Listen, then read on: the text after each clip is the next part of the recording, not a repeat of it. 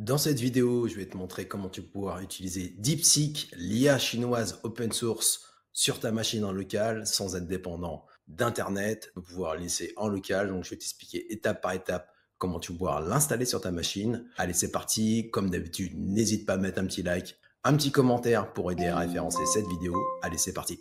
Tout de suite sur ma machine. lmstudio.ai, on va télécharger donc ce outil qui va te permettre de tourner le modèle DeepSeek en local. Là, tu as différentes versions. Donc là, tu peux l'utiliser sur ton Mac. Il te faudra la série M.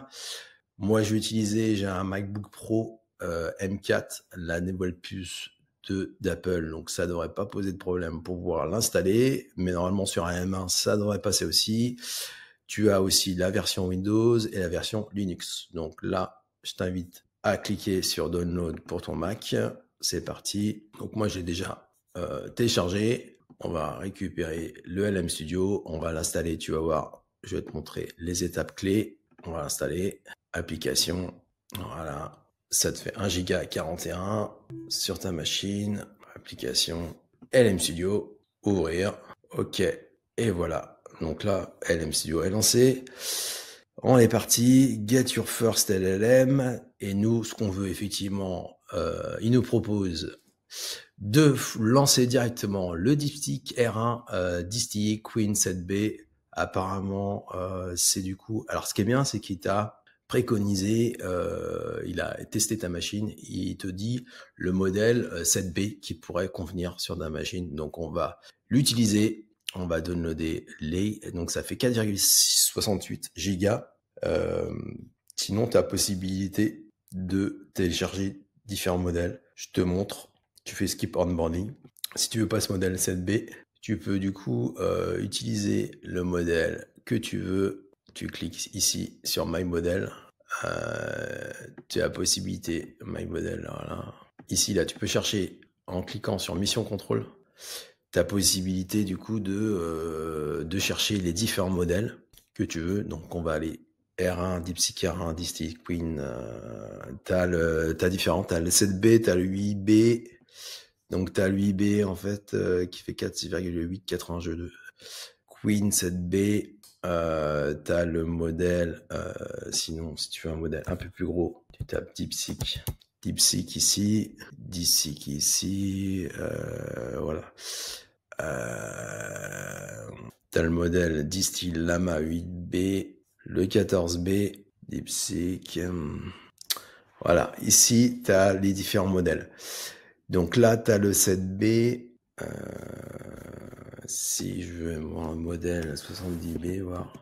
Alors voilà, par exemple, si je veux le modèle 70B, ce qui est bien, c'est que LM Studio te permet de checker ta configuration matérielle pour pouvoir voir si tu as la capacité de faire tourner le modèle, puisque c'est consommateur d'énergie et de capacité en RAM. Parce que là, tu vois qu'en fait, 70B, bah, il me demande 37 gigas d'espace.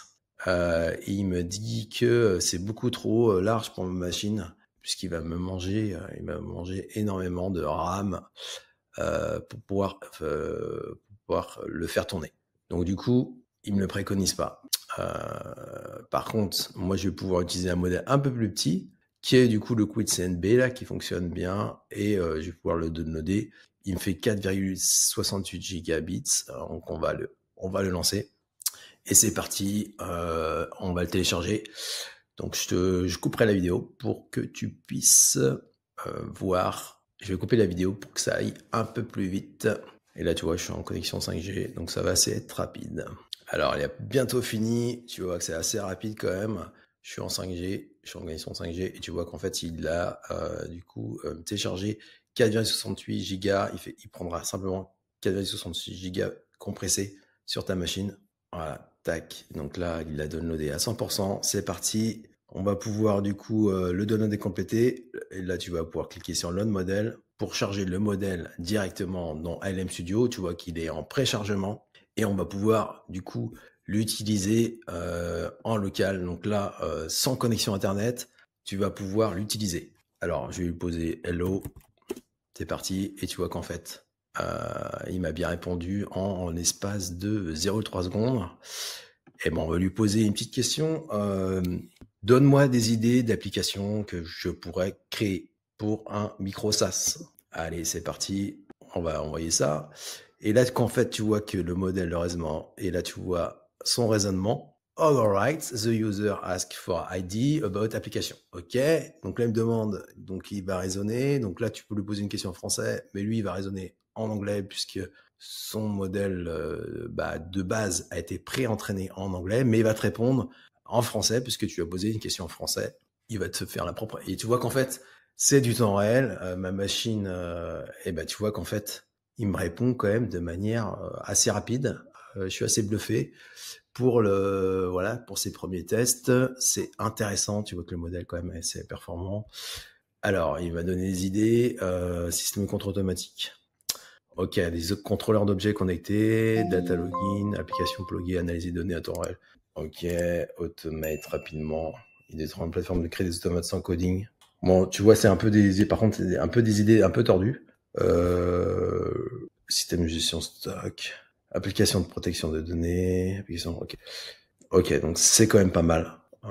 C'est quand même pas mal. On va faire stop. Alors, on va lui demander, peux-tu me donner des idées de micro-applications à coder pour une application web? Peux-tu nous aider de micro-applications à coder? Tout simplement, plutôt. Donc là, tu vois que c'est bien le modèle DeepSeek R1, disent-ils. OK. On voit sa pensée. Bon, l'utilisateur a demandé des idées d'applications pour un micro SaaS. Je lui ai fourni une liste fairly générale. Donc là, du coup, il me répond, il pense en français maintenant, cette fois-ci. Maintenant, c'est bon, tu peux lui fournir des idées micro-applications sans qu'il veuille plus de détails sur ces applications. OK, tu vois qu'en fait, c'est également, donc tu vois qu'en fait, comment il raisonne.